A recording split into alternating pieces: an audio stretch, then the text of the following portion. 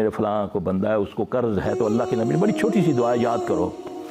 اللہم اکفنی بحلالک عن حرامک واغننی بفضلک من سواک۔ اگر اپنے لیے پڑھنا ہے، اگر ساتھ کوئی بھائی کو بھی شامل کرنا ہے، اپنے ملک کو بھی شامل کرنا ہے، تو پھر کہو اللہم اکفنا بحلالک، یہ جمع کا صیغہ ہے، پھر کہہ دیا کرو مغفرہ ہے، کہہ دیا کرو۔ یہ پیارے نبی صلی اللہ علیہ وسلم کی گرنٹی ہے حضرت علی رضی اللہ تعالیٰ کو کہ علی اگر احد کے پہاڑ کے برابر 11 کلومیٹر ہے وہ احد کا پہاڑ، اگر اس کے برابر بھی قرضہ ہوگا تو وہ بھی اللہ اس کو اتار دے گا۔ کرو یاد اس کو، بچوں کو یاد کراؤ، پڑھا کرو، یہ نہیں کہ جس کا قرض دینا لے کے دکھا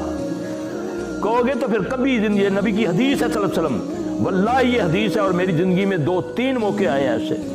جب مانگا کہ یا اللہ میں نے دینا ہے قرضہ، مرنے سے پہلے میرا قرضہ اتار دے، اللہ کی قسم اس نے ثواب بنا دیا لاکھوں کروڑوں کا۔ تو جب نیت ہے کہ ذرا تکی جیسی ہو جائے